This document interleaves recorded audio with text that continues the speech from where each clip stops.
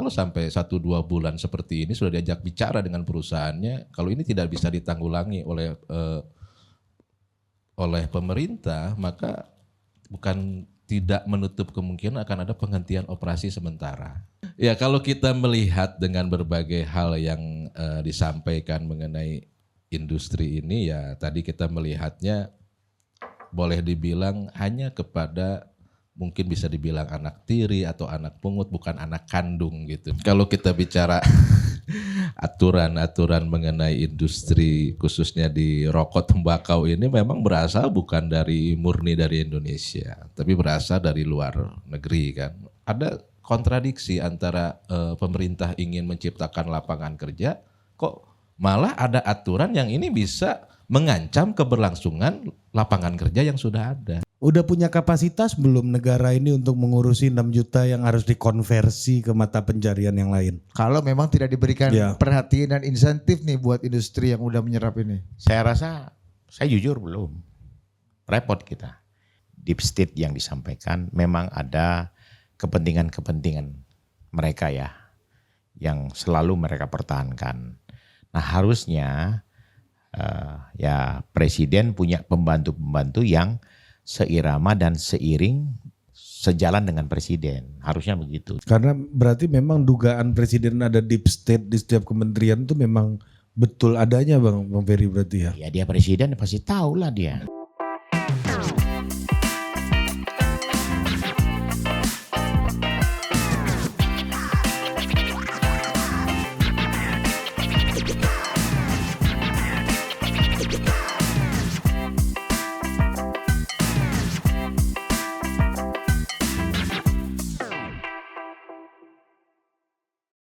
Oke, kembali lagi di Ruang Temu Total Politik. Tepuk tangan dulu. Mantap.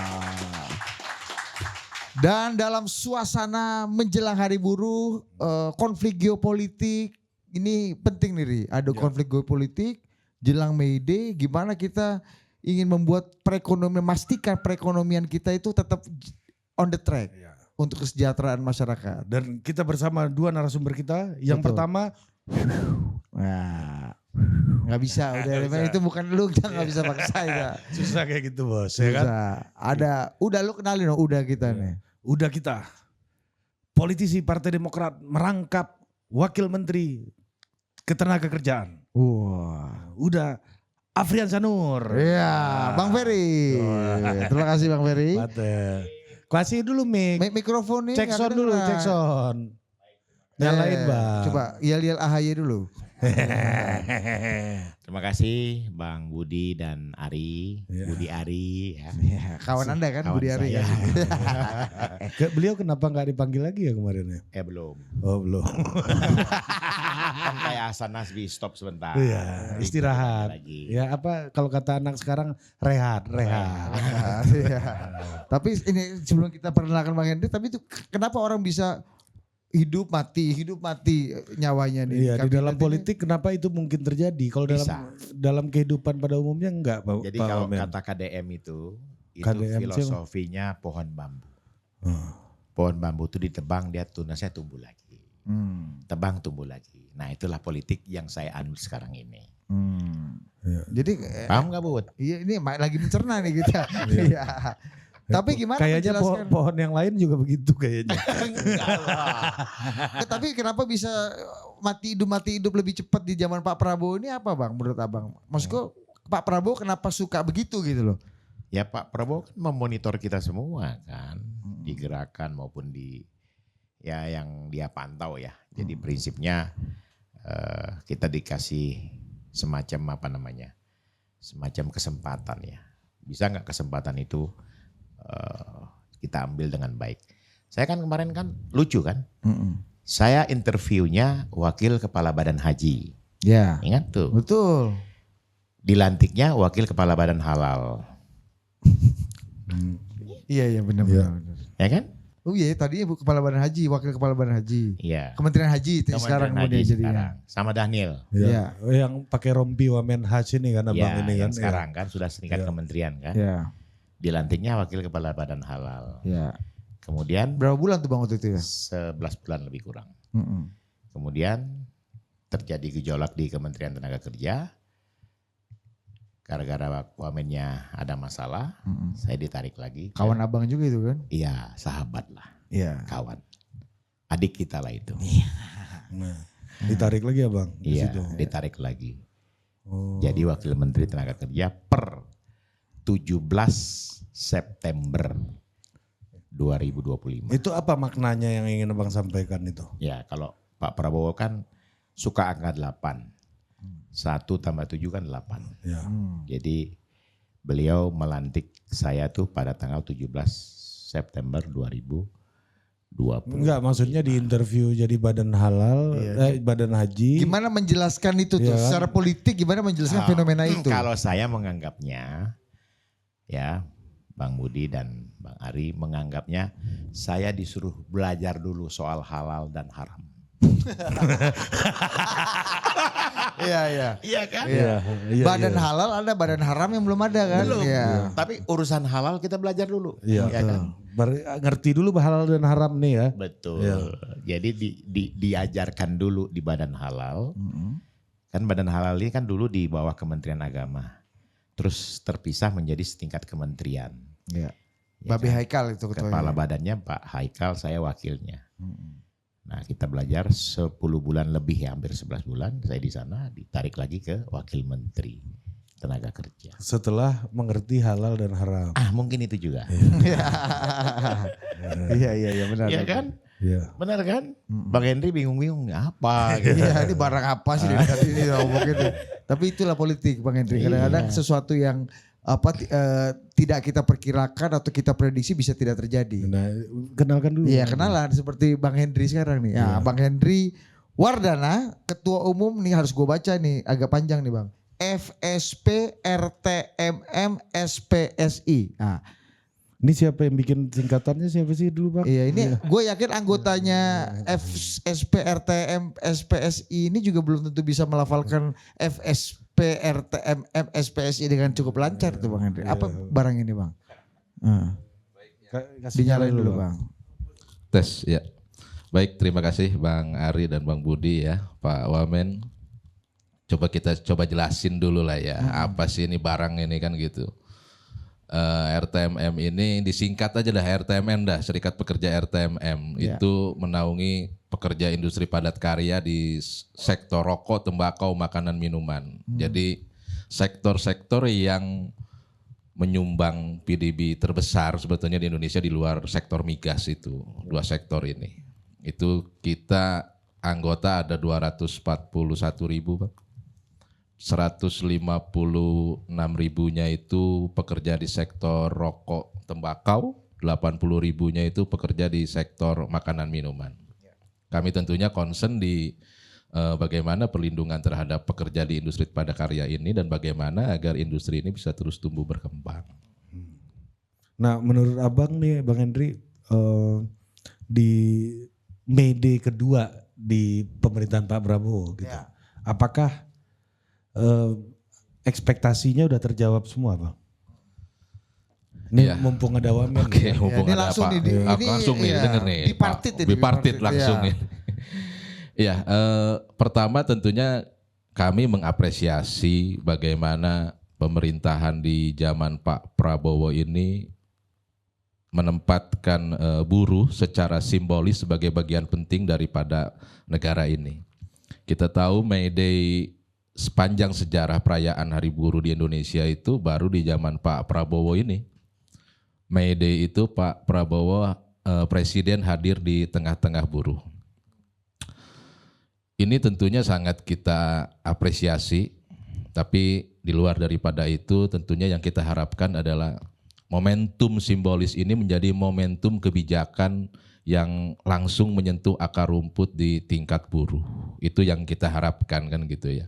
Nah, tentunya tidak mudah untuk mencapai itu, tapi kita harus punya harapan bahwa Presiden mungkin 2 tahun sekarang simbolis untuk hadir. Tahun depan kita harapkan bukan hanya sekedar simbolis, tapi momentum kebijakannya betul-betul hadir dirasakan ke kaum buruh berpihak. Itu Bang. Kalau simbolis apa aja Bang yang Bang Henry lihat secara simbolis memang ini presiden serius nih, punya rasa perhatian dan care dan keberpihakan terhadap kaum buruh. Selain misalnya kita tahu dalam penetapan Hari Pahlawan terakhir tahun 2025 salah satu tokoh buruh almarhumah Marsina ditetapkan sebagai pahlawan, itu kan juga gestur yang simbol yang serius gitu, betul, ya terhadap perjuangan kaum buruh ya. Bang Henry lihatnya gimana? Ya itu makanya tadi yang saya sampaikan, kami mengapresiasi bahwa Pak Prabowo ini memang ada concern perhatian terhadap kaum buruh, menempatkan buruh itu sebagai salah satu pilar di pembangunan negara ini. Nah itu tadi simbol-simbol itu sudah secara simbol sudah dilakukan oleh Pak Prabowo kan begitu. Bagaimana May Day hadir, bagaimana Marsina ditetapkan sebagai pahlawan nasional, bahkan nanti tanggal 2 Mei akan hadir meresmikan museum dari Marsina di Nganjuk. Itu kan momen-momen daripada seremonial saya bilang. Momentum tapi seremonial. substantifnya. Nah, substansi kebijakan ini yang masih ditunggu. Bagaimana soal kepastian kerja, bagaimana soal perlindungan kerja. Ini kan belum ada yang berubah aturannya. Ya. Ini masih warisan daripada Undang-Undang Cipta Kerja yang kemudian direvisi, kemudian menjadi Undang-Undang Nomor 6 Tahun 2023, warisan dari rejim sebelumnya. Ini yang kita harapkan sebetulnya dari kami itu. Momentum ini menjadi momentum kebijakan yang implementatif terhadap akar rumput di bawah. Tidak berhenti di simbol-simbol. Betul. Termasuk kan kita lihat reshuffle terakhir ini pimpinan serikat buruh bos, serikat pekerja yang Nah jadi itu menteri. menurut abang simbolik apa substantif? Iya, akan memimpin 40.000 buruh untuk bersepeda motor kalau nggak salah ya, bersepeda. Ya itu balik lagi seperti yang tadi saya sampaikan, momentum simbolik ini ya bahkan tadi puncaknya sebelum May Day dari tokoh buruh Bang Jumhur diangkat, diberikan kepercayaan sebagai menteri. Itu momentum-momentum yang presiden sampaikan, pesan tersirat kepada buruh, saya bersama buruh, saya memperhatikan kaum buruh. Tapi lebih daripada itu yang ditunggu bagaimana kebijakannya, bagaimana soal perlindungan kerjanya, bagaimana soal kesejahteraan buruhnya. Dalam politik representasi ada kaum buruh di pimpinan serikat buruh di kabinet. Menurut abang itu belum substantif atau itu masih di tataran simbolik? Ya, pandangan kami tentunya itu masih pada level substantif. Karena yang Simbolik apa substantif?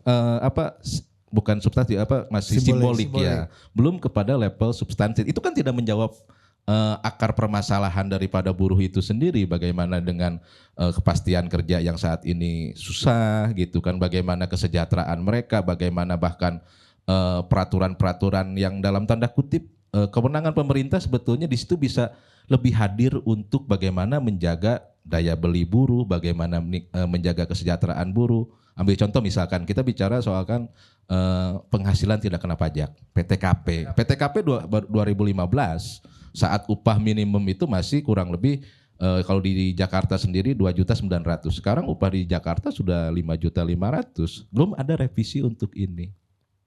Nah ini kan tatanan-tatanan kebijakan yang sebenarnya ditunggu, ayo presiden gitu, substantifnya gitu. Nah bang, gimana bang Ferry, langsung ditanggapi aja bang, sebagai sebuah decision yang substantif belum terlihat gitu. Masih fokus di simbolik tadi itu. Ya jadi memang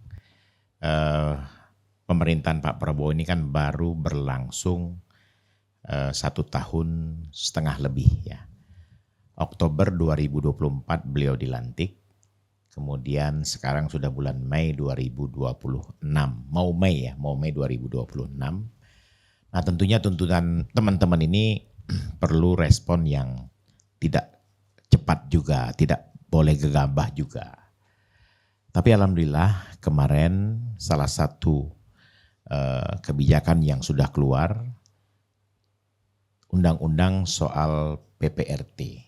Perlindungan pekerja rumah tangga. Ini 22 tahun Bang Budi dan Bang Ari,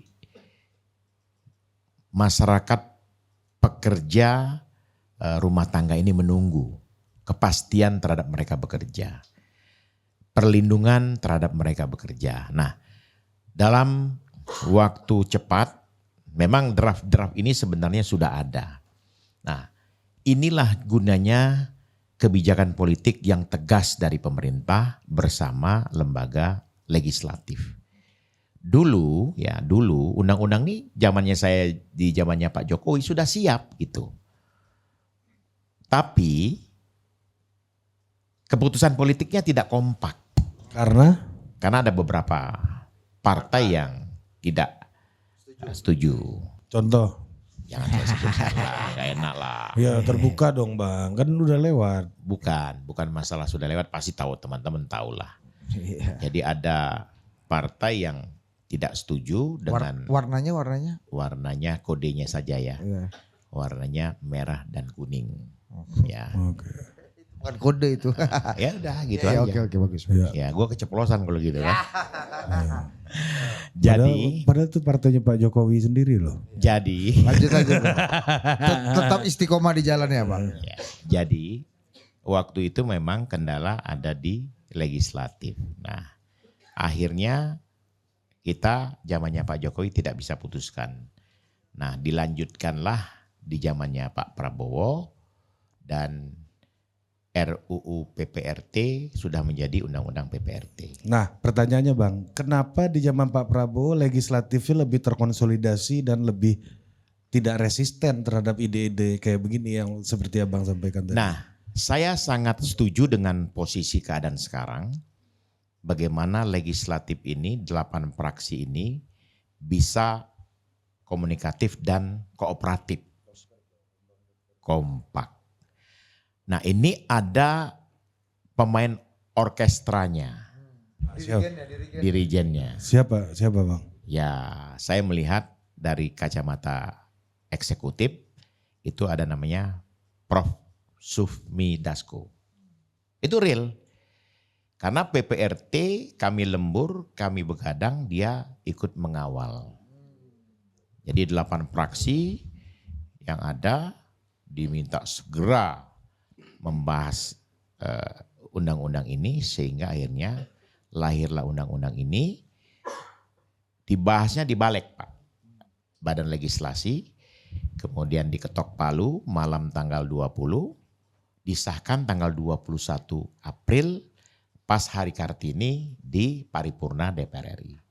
8 fraksi setuju semua dan dipimpin langsung oleh Ibu Puan dan pimpinan DPR ada Pak Sufmi Dasko juga dan lain-lain, dan sahlah undang-undang ini.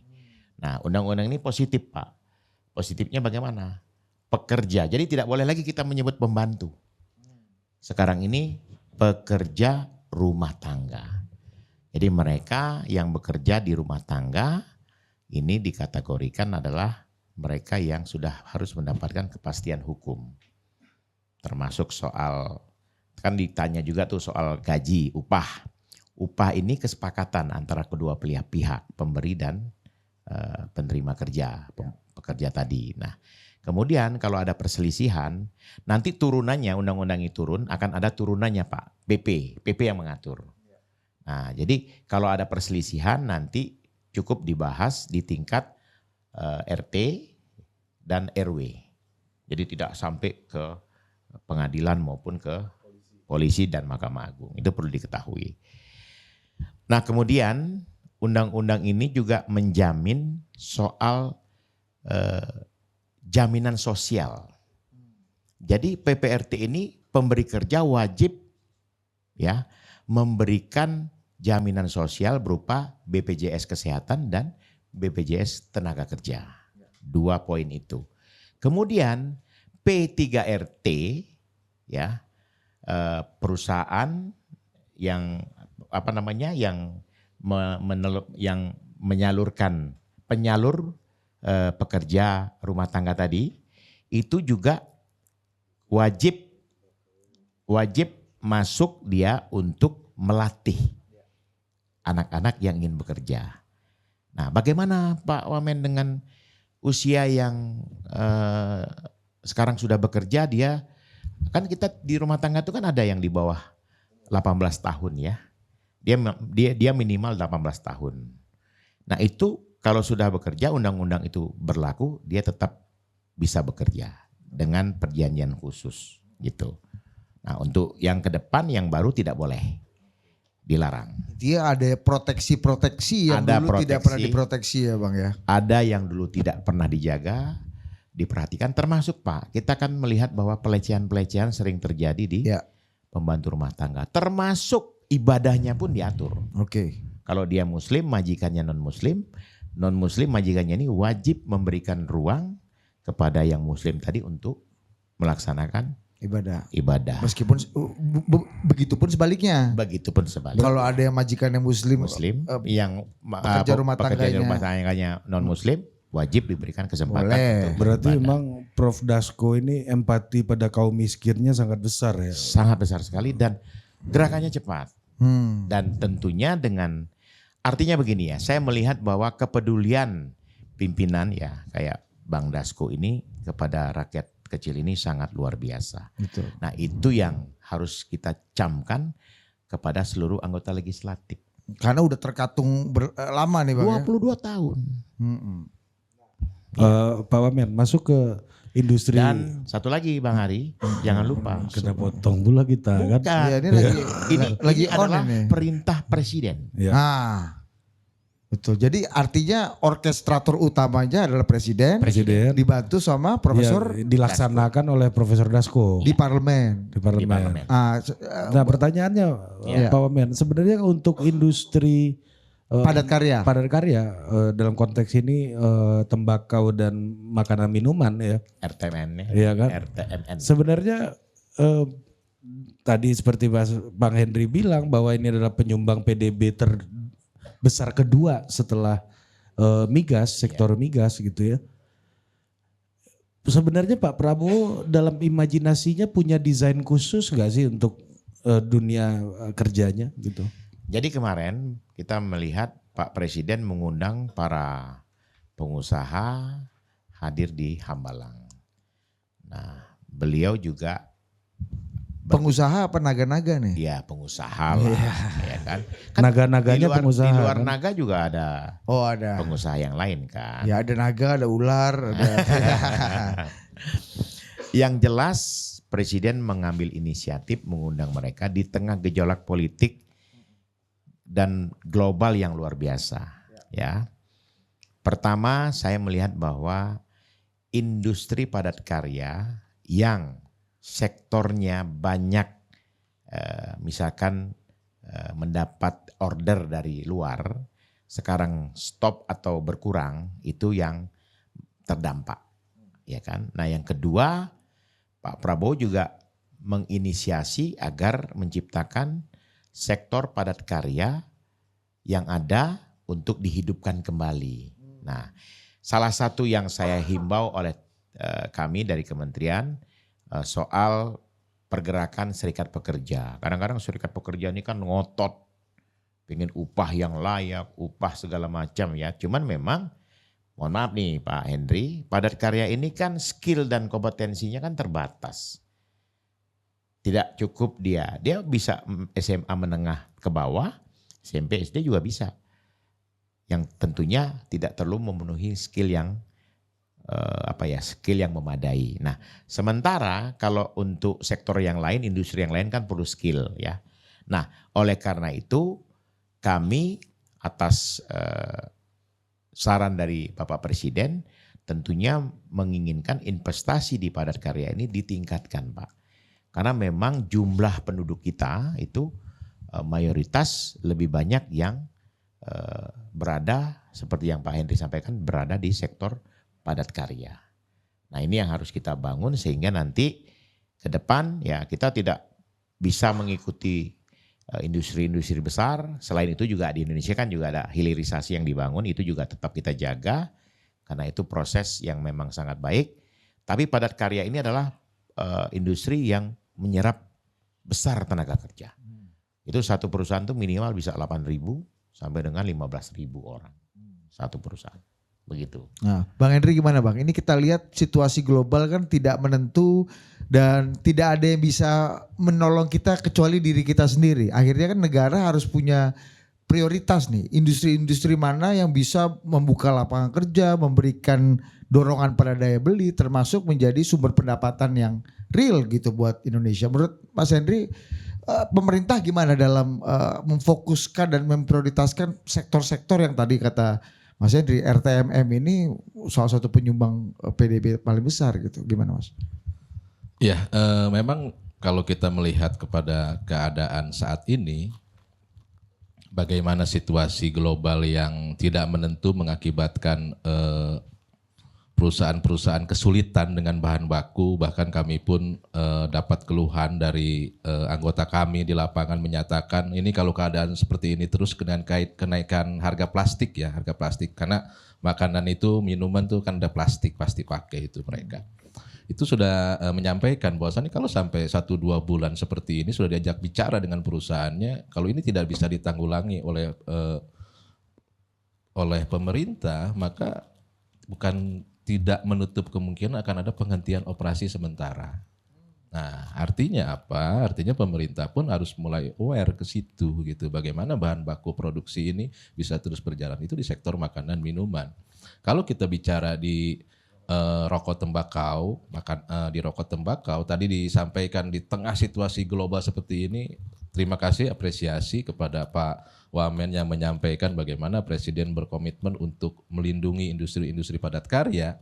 Nah, ini yang perlu kami sampaikan juga bahwasannya salah satu keunikan daripada industri rokok tembakau yang ada di Indonesia itu dari mulai tanam tembakaunya sampai dengan yang jual di ecerannya itu Indonesia 100%. Artinya industri ini sebetulnya tahan terhadap krisis global. Oleh sebab itu, Bahkan kita ekspor tuh ya. bahkan kita ekspor ke negara-negara luar kan di situ.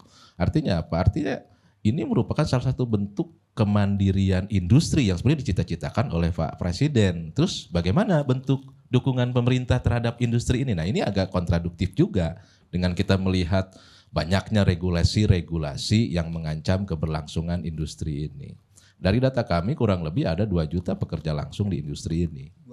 2 juta pekerja langsung. Dari mulai petani sampai dengan pekerja di pabrik itu ada kurang lebih 2 juta.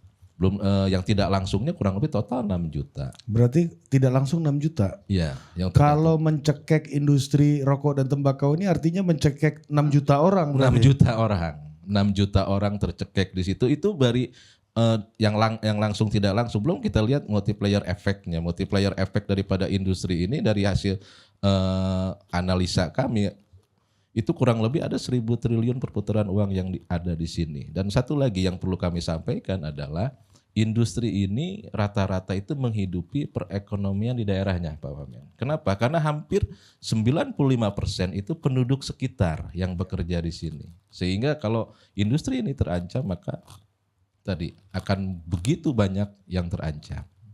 Nah, ini kita ingin ayo pemerintah untuk coba hadir melakukan proteksi bukan sekali lagi saya bilang jangan sampai hanya di level seremonial dengan oke, kita akan tapi dengan tindakan-tindakan kebijakan nyata perlindungan. Saya pastikan lagi nih Bang Henry, kalau kita bicara lokal kontennya berarti dalam RTMM ini yang paling besar lokal kontennya itu rokok dan tembakau ya berarti ya? Betul. Hampir 100% lah. Hampir 100% lah itu ya. Ya kan abang bilang plastik masih impor, plastik rokok Betul. masih impor itu kan. Betul. Dan 6 juta tadi ya. 6 juta untuk sektor itu Nah, aja. artinya kan ini industri yang seharusnya tadi lokal kontennya tinggi, punya sovereignty-nya, kedaulatannya ada lah gitu kan, karena kita tidak bergantung pada negara lain ya. Selama ini Anda melihat ini anak kandung apa anak tiri atau anak pungut. Anak pungut. Iya. Ya kalau kita melihat dengan berbagai hal yang disampaikan mengenai industri ini ya tadi kita melihatnya boleh dibilang hanya kepada mungkin bisa dibilang anak tiri atau anak pungut bukan anak kandung gitu. Kenapa? Dengan berbagai kebijakan baik fiskal maupun non fiskal yang mengancam keberlangsungan industri ini. Dan yang tidak kalah penting bagaimana perhatian pemerintah terhadap pekerjaannya juga. Bagaimana menempatkan pekerja ini bukan hanya sebagai sumber pendapatan karena kita tahu salah satu pendapatan terbesar negara di luar daripada pajak adalah cukai dan cukai ini dihasilkan 90%-nya dari sektor rokok tembakau ini. Mengapa saya sampaikan seperti itu? 2025, 2026 pemerintah mengeluarkan stimulus ekonomi untuk para pekerja di sektor tertentu yaitu PTKP pajak ditanggung pemerintah. Tapi sayangnya sektor industri tembakau rokok ini makanan minuman tidak diberikan insentifnya, hanya untuk industri-industri tekstil, kemudian sepatu, alas kaki, pariwisata, dan beberapa, ada 5 sektor aja. Itu yang kami sayangkan juga gitu Pak. Bagaimana tadi perlindungan ini hadir bukan hanya sekedar dalam sebuah pernyataan sikap, tapi dalam level kebijakan yang dirasakan langsung. Ya. Kasih dulu nyala mic-nya. Ya. Jadi saya melihat bahwa saya bukan orang yang anti rokok. Ya. Karena memang dari dulu kala, ini rokok ini kan merupakan apa yang disampaikan Pak Hendri itu betul. Sumber mata pencaharian masyarakat Indonesia. Mulai dari petani tembakau sampai dengan industri tembakaunya. Oke. 6 juta lebih kurang ya, 6 juta orang yang ada di sana. Nah, sektor ini memang harusnya tidak menjadi anak tiri yang ngebahasa ini tadi. Tapi betul-betul sektor yang harus kita melihatnya adalah perlu perhatian khusus. Nah, ini memang perlu kolaborasi kementerian lembaga. Karena yang lagi getol melaksanakan atau membumingkan ide bahan tar dan nikotin ini kan Kementerian Kesehatan. Nah, kalau dari sisi kesehatan, Kemenkes melihatnya ini untuk kesehatan. Sementara dari sisi yang lain, kita juga harus imbang menyikapi itu. Nah, saya kemarin sempat diskusi dengan tim agar menyampaikan hal ini kepada Kementerian Kesehatan. Tapi memang kita belum melakukan harmonisasi belum. Tapi sampai ini kita sudah sampaikan karena dampaknya kalau seandainya pabrik atau industri rokok ini tutup, dampaknya bisa kemana-mana.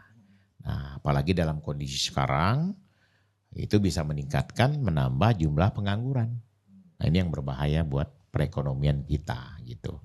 Nah, itu yang kita harapkan kolaborasi di kementerian lembaga terkait, itu penting sekali. Ya, karena Menteri Jumhur di diskusi di Total Politik beberapa bulan lalu ya, Bang Henry mungkin ada juga kali ya.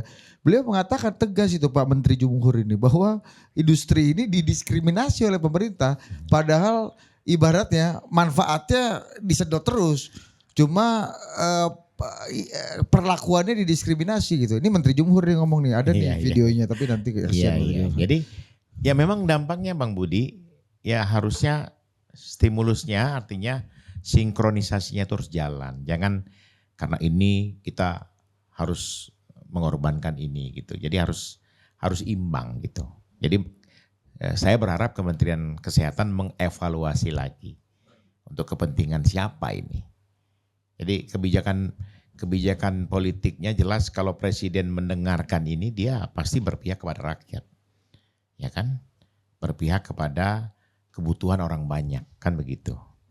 Nah, yang penting buat kami ya di Kementerian Tenaga Kerja kolaborasi kembali lagi agar Kementerian Kesehatan memperhatikan juga dampak-dampak akibat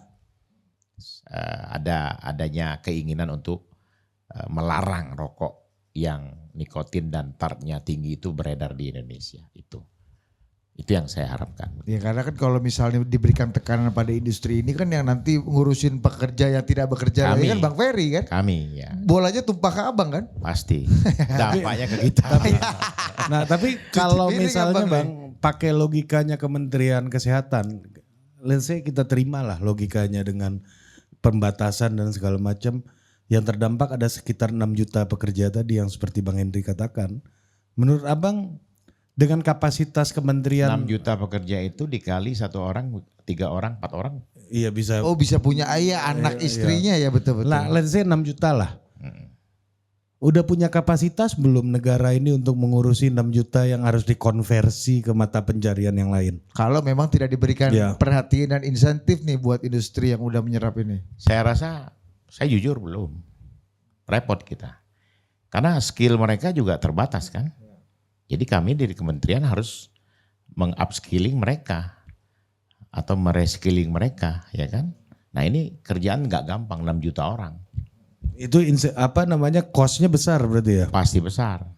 Itu untuk upscaling atau mentransformasi itu cost per unitnya berapa bang? Bisa kasih gambaran nggak? Ya, tergantung dia. Kasih gambaran ke orang-orang kira-kira kebutuhannya apa? Untuk memindahkannya ke industri lain misalnya. Atau ke mata pencarian lain kira-kira Kementerian Ketenagakerjaan itu satu orang itu akan habis berapa uang? Tergantung dia punya minat mau jadi apa. Ya kan? Dari Bang, kalau udah berhenti ini nggak ada urusan minat bang, yang ada aja dihantam bang, iya kan? Iya kan? Sementara kita tahu tekanan ada di Kementerian Tenaga Kerja. Kalau minatnya masih ada pilihan bang, ini udah nggak ada pilihan, abang sendiri yang bilang tadi. Yang jelas cost-nya besar sekali. Oke. Besar sekali dan pemerintah akan kewalahan itu. Jadi biaya untuk membunuh industri ini jauh lebih murah dibanding biaya untuk merehabilitasi orang-orang yang terkena dampak dari tadi. Betul. Hilangnya industri ini. Benar. Jadi dia membunuh industri ini dengan biaya murah, bahkan tidak pakai biaya jangan-jangan. Iya. Cukup satu aturan, dua aturan aja kan. Cukup dengan regulasi yang dia bikin, bla bla bla bla. Ya. Matinya industri rokok berdampak kepada pengangguran lagi. Kementerian Tenaga Kerja nanti yang didemo. Pasti. Nah, udah bang, pasti itu kan. Udah pasti. Bang, ini saya itu sangat menikmati gitu percakapan kalau dengan Pak Prabowo, apalagi kalau kita diundang ke meja bundar Pak Prabowo gitu ya. Itu debatnya, gagasan, konsep segala macam tuh terbuka, tumpah lah di meja itu. Iya. Nah, salah satu hal yang sering diucapkan oleh Pak Prabowo adalah soal deep state. Deep state. Lawan saya itu deep state. Ya. Ini ada deep state nih yang mengendalikan semuanya ini gitu. Agen-agen yang menghambat lah ya. Yang agen-agen yang menghambat, yang sudah punya ideologi ya, yang sudah punya ideologi dan terafiliasi kalau kita lihat dari skema globalnya dengan kekuatan-kekuatan yang memiliki kepentingannya masing-masing gitu. Jadi punya majikan asing lah. Punya majikan asing, punya majikan yang punya kepentingan terhadap Indonesia. Ya. Tapi dia orang Indonesia, ini the evolution of Londo Ireng lah kira-kira ini. Ya kan? Nah pertanyaannya gini bang, abang merasa ada deep state gak di Kementerian Kesehatan atas ide-ide ini? Karena kalau kita lihat dari World Bank report, Indonesia itu adalah negara yang dikecualikan loh untuk tembakau itu. Dia bisa nggak ikut aturan global karena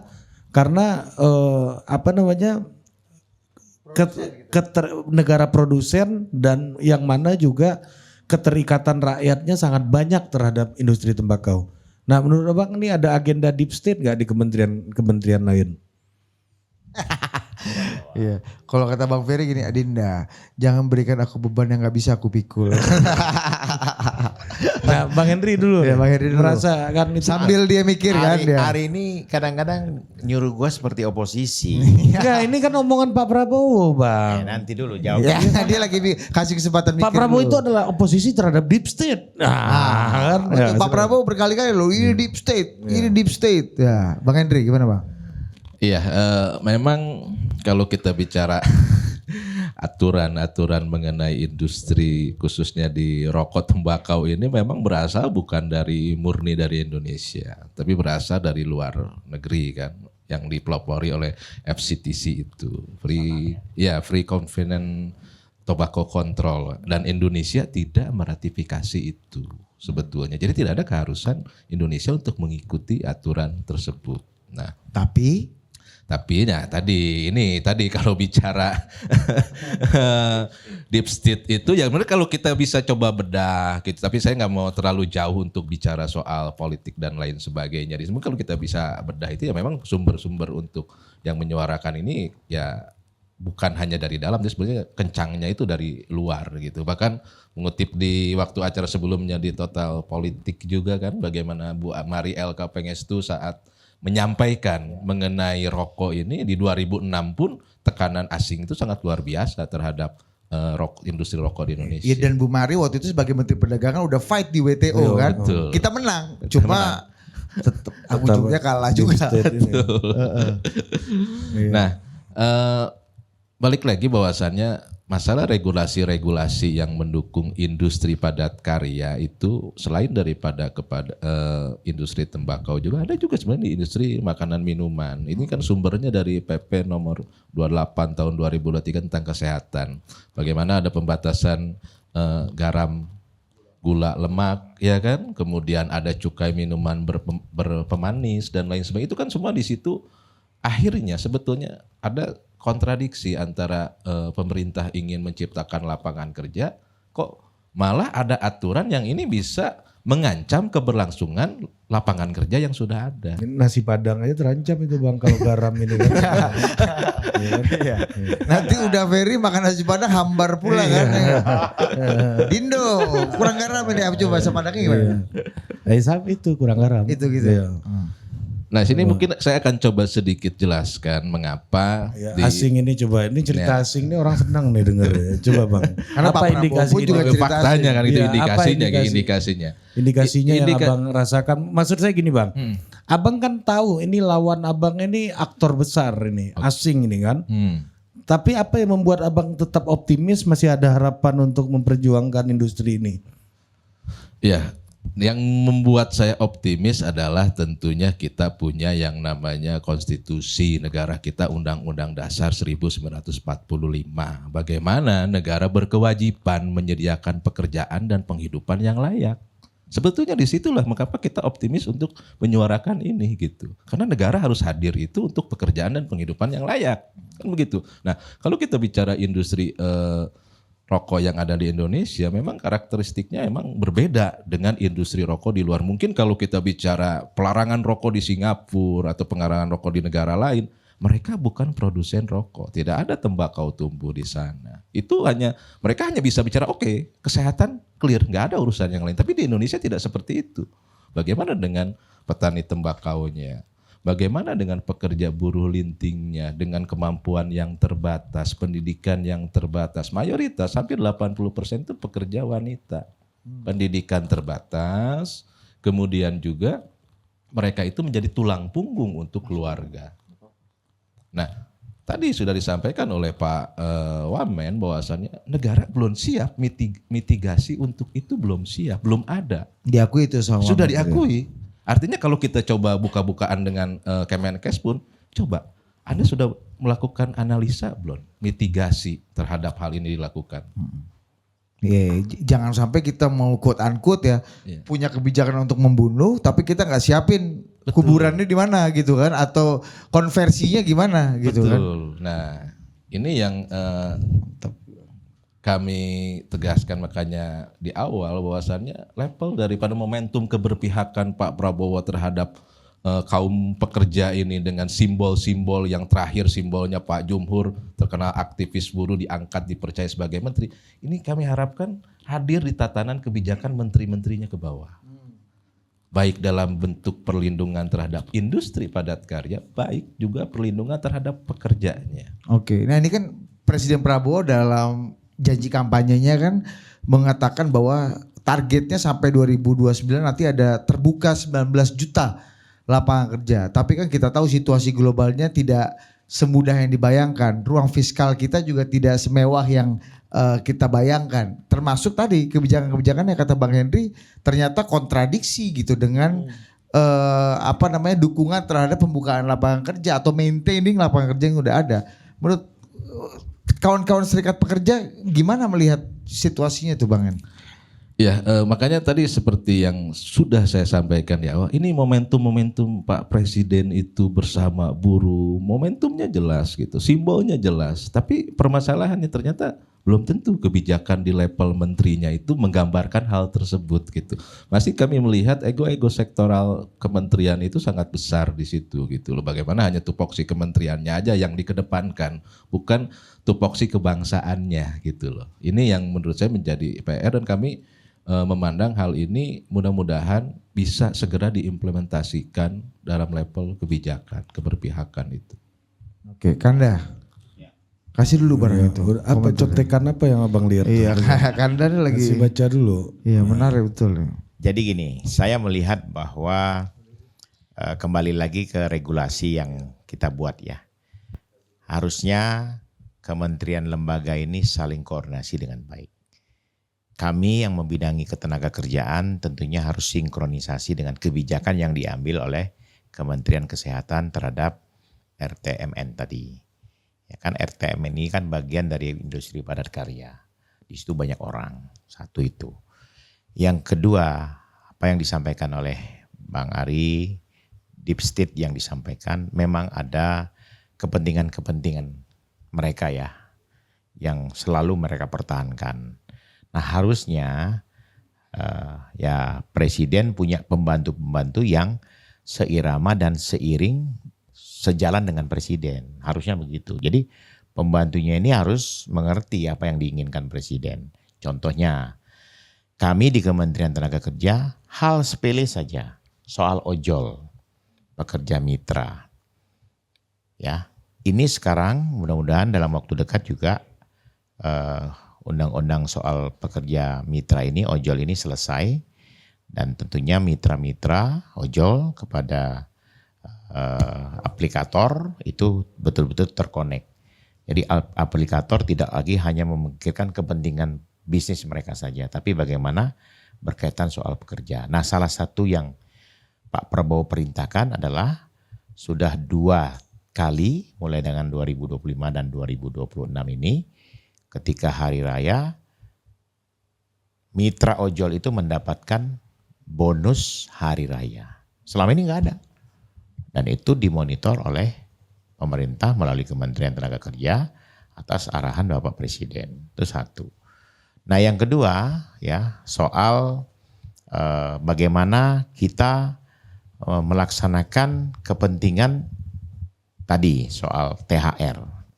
THR sudah berjalan lama tapi sekarang Bapak Presiden menginstruksikan lebih tegas lagi agar seluruh perusahaan wajib memberikan THR paling lambat 7 hari sebelum Lebaran. Nah itu kalau tidak diberikan sanksi. Nah ini hal-hal yang berkaitan soal pekerja yang tentunya sangat diperhatikan oleh Bapak Presiden kita. Nah kemudian kembali lagi RTMN yang tadi disampaikan oleh Bang Henry, regulasinya ini harus ya.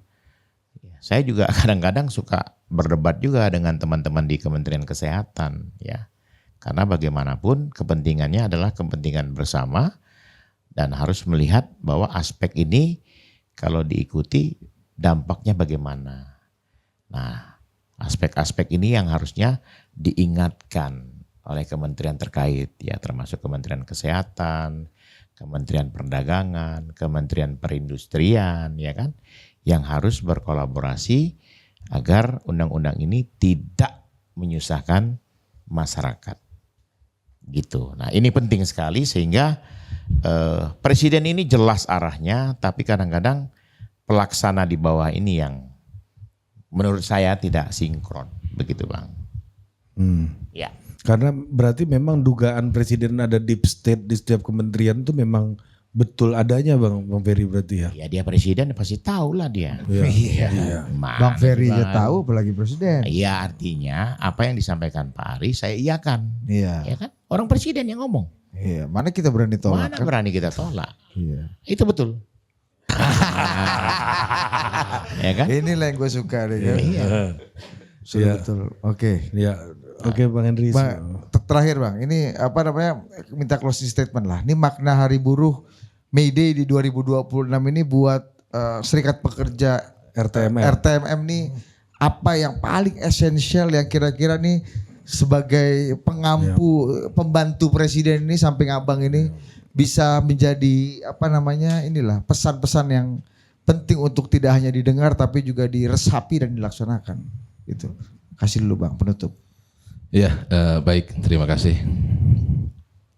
Jadi dalam momentum May Day ini kami tentunya mengharapkan kepada pemerintah untuk yang pertama segera untuk mengesahkan undang-undang ketenagakerjaan yang baru yang lebih berkeadilan untuk semua. Yang pertama itu.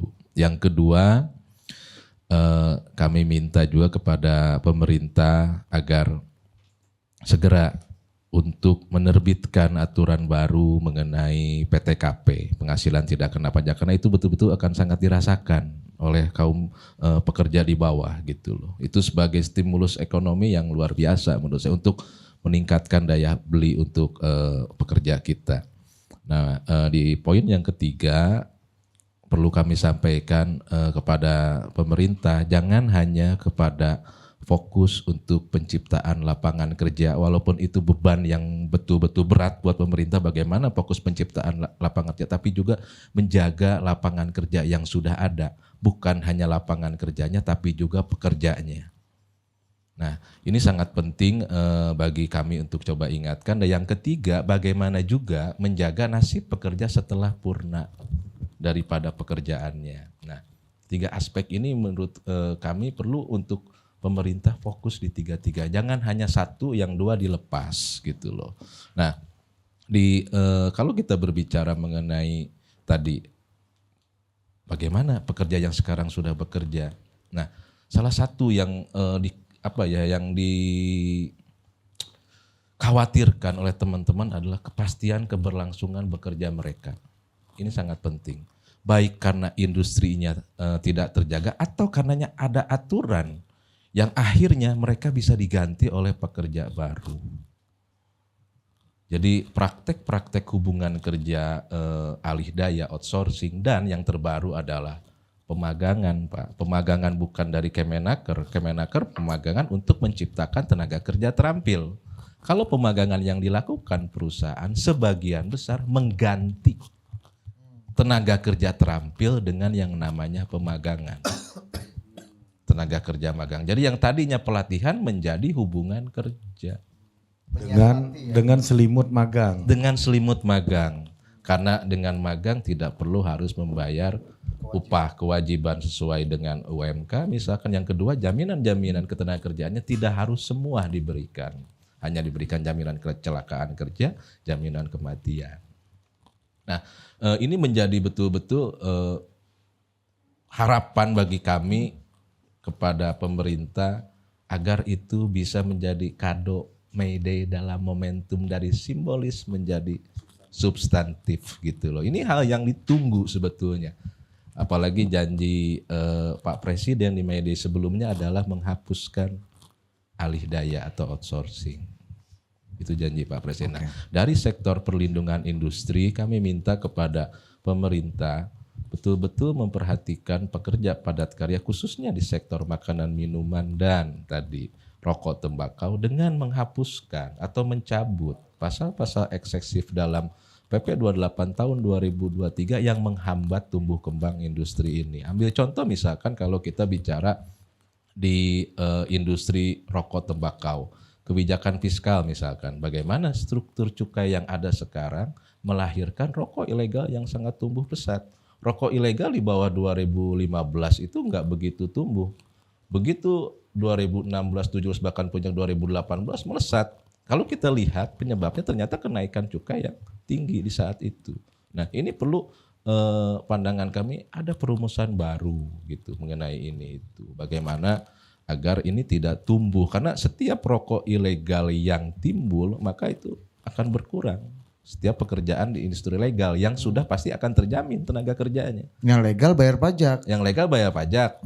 Pekerjanya pun pasti akan diikutkan dengan aturan yang ada. Ya. Kalau yang ilegal ya tadi nggak bayar pajak, dan pekerjanya pun suka-suka pasti gaji. Nggak ada perlindungan. Nggak ada perlindungan. Nah di situ. Nah yang kedua, bagaimana tadi soal pembatasan tar dan nikotin yang mencoba untuk sedang dibahas ini, ya sekali lagi bahwa aturan ini mungkin pas diterapkan di negara-negara luar di Eropa, karena karakteristik di sananya rokoknya ya pas seperti itu. Tapi kalau diterapkan di Indonesia ya gulung tikar, akan ada hanya industri rokok mesin aja, sementara yang menyerap tenaga kerja begitu banyak itu ada industri sigaret kretek tangan yang sebagian besar pekerjanya ibu-ibu ini. Oke, terima kasih Bang Henry, terima kasih Bang Ferry. Siap. Kita tutup dulu acara ini ya. Sampai jumpa lagi di ruang temu berikutnya. Baik, terima kasih. Tepuk tangan.